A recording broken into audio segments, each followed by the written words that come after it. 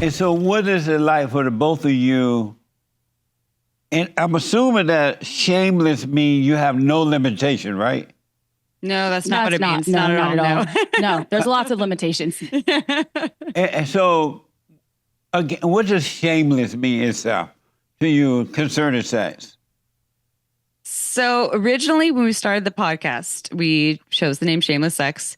And we thought that the mission was to eradicate shame for people. Like our mission is to get rid of all the shame for people around sexuality. Meaning that people should be able to say and do.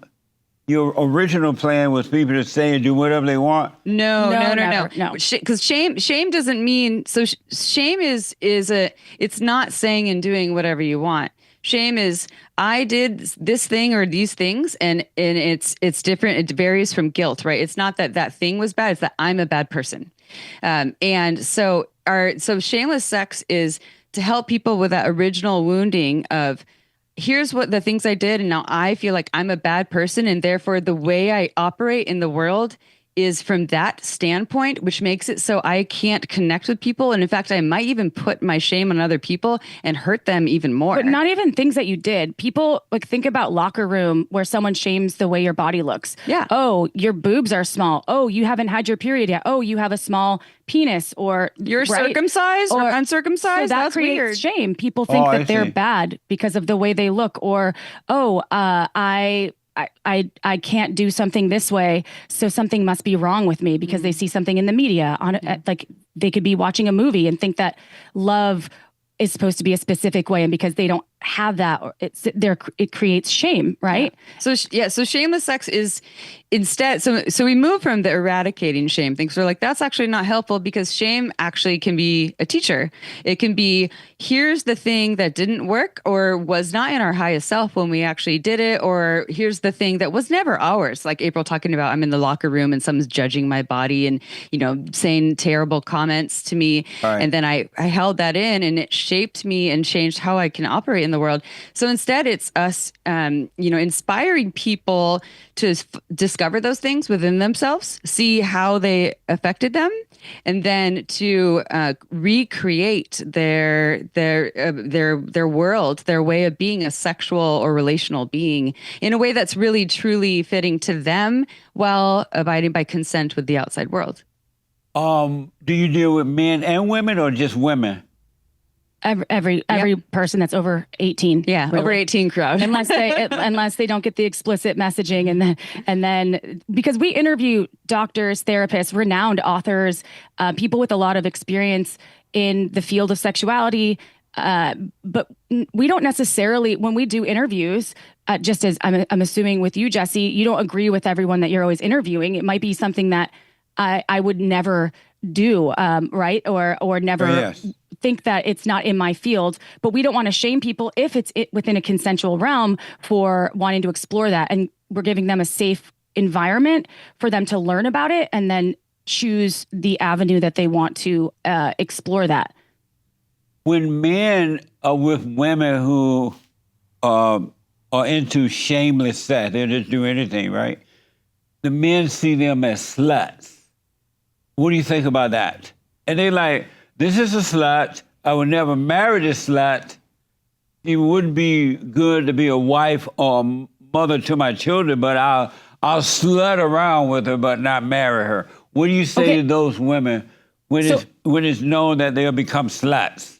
Okay, so what defines a slut for that person? So what would be your definition of a slut, Mr. Peterson? It would be a woman that has no limitation to what she will do and allow to happen in sex. Whatever you want to do to her, she just lay there and be a slut. So I would say if that is not for the man that's involving the woman, then it's not the right partner for you. But the man want to have sex with a slut. He just wouldn't marry a slut. So then don't marry her.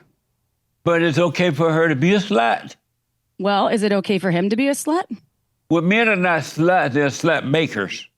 Okay. So if you don't want to marry, it's all about a choice, right? If you don't want to marry that person, don't marry. That's a big commitment. Don't marry someone if you think that they're too much of something for you. That's not a reason to get into marriage unless it's not consensual and you have to marry them, then you have to figure out how to work with that, right? Hopefully that's not happening in this. So how do you at least in the deal US. with the women who come in? You guys tell them what to do to not be, the shameless thing, and they get all the material. They go home and they have these guys, and after a while they start to feel like sluts because they see that the men don't want to marry them. What do you tell those women to do? I say, slut it up. Slut it up. Go be yourself. Sluttier the better. Just kidding. That is not what we do. Okay, we tell a lot of jokes, Jesse. This is part of our dynamic. Right on. Yeah, we're jokesters. Yeah. Sorry, I just couldn't help but laugh, about like a woman laying there being a slut. like you're just by laying there, you're a passive slut, right? And nice exactly. Slut. That seems not very slutty to me. No, actually. that seems. I know. I'm like, okay, yeah, that's your definition of a slut. Okay, cool. You lay there and let slutty things happen, or you do slutty things. Right. And yes, yeah. So I think that so first of all, let's go back to the word shameless. Remember, we talked about this. That so it's not about telling people do everything. That's not what it is. Do everything. But so like let's like make that a pivotal thing in this conversation. Shameless sex is not telling everyone do everything 'cause that's what you should do. What we are doing is we are telling people that a lot of the stories and the shame and the trauma and the things that you've experienced or maybe even done it has an effect on who you are now, and that every person is different. Each individual, just like April says, is unique like our fingerprints. Everyone is very different in how they are as sexual beings. And so what we're doing is we're inspiring people to look at the stuff that is in the way and hurtful and making it so they can't thrive even outside of sex. Like maybe it's affecting their work life, their health, how they treat their bodies. Maybe they have addictions based on this. Oh, okay. So you're looking at, it's a holistic perspective. And then here is the information as the many ideas on how you can discover who you are uniquely, again, abiding by consent. So you're not like doing things outside of what other people are safe with in that same space. And then you live that life. And that might be getting married and having missionary sex with your partner and making 5 babies and never, going to church every Sunday and never looking at another body. It could be that. We would stand by that. We would teach that. It's just different for everyone. Amazing. And do you get your customers, are they educated people or professionals or Christian people? What type of people come in? We get all sorts of people. It would be probably mind-boggling to think about all of the different walks of life. We have had really religious people. We teach a lot of live workshops and events in Utah with the Mormon community. They love us. You teach the Mormons how to be shameless sluts? Well, really? There's no sluts. There's actually no. We don't call it shameless slut. Shameless sex. Yeah. You'd be surprised. I'm probably one of the most vanilla people you've ever met. I'm sure you have freakier bedroom time than I do, Jesse. Okay. Really? I'm actually not as like Amy and I don't have OnlyFans. We've never shot porn. We've never done any of that. We're educators. We're very. I think we're both brilliant women that want to bring the world into a place that doesn't have shame for things that I think maybe could have happened or could have occurred where they feel shame or trauma, right? Sometimes people have things happen to them when they're children that shouldn't have happened to them. And do they live with that? And do you call them a slut if they had sex with a couple of people that they weren't married to because they were trying to figure out their lives and if they were even sexual at all? Some people don't choose to have any sex at all in their lives. And that's right. Do we call them a slut or do we shame them for choosing what doesn't feel good to them? That's amazing. So how did you get into the Mormon church, community to do this? So we're not going to the church, by the way. Right. No, the we don't. community. No, they have never asked us inside the church. Yeah. Just to be clear, that's a good point. But Salt Lake City in particular loves Shameless Sex, the podcast. We've taught workshops there, again, not in the church.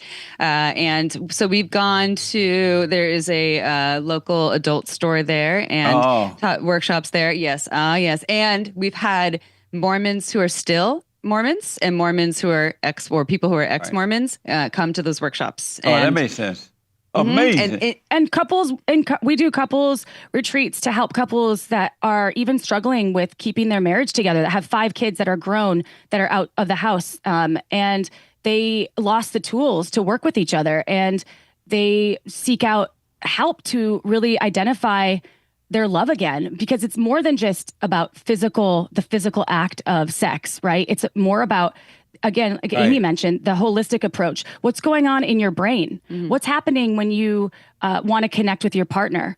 It's not just about the physical act of unifying your consummating your relationship on a regular basis, and you have to do this. It's about checking in and cultivating deeper connection and intimacy with your partner. I think half of what we teach is not about sex. Yeah, seriously. If not more, it's about relationships. We could call it shameless intimacy. Would that make you feel better? It doesn't have the same ring, though. I know it does. That's right. It wouldn't sell. It wouldn't. No. Right. And intimacy, I think, when I think of intimacy, I think of it as like all encompassing. It is sex, and it's also just relationships as well. It's all the aspects of it. And so we wanted to be as clear as possible with, our title and our model. So Shameless Sex. That's amazing.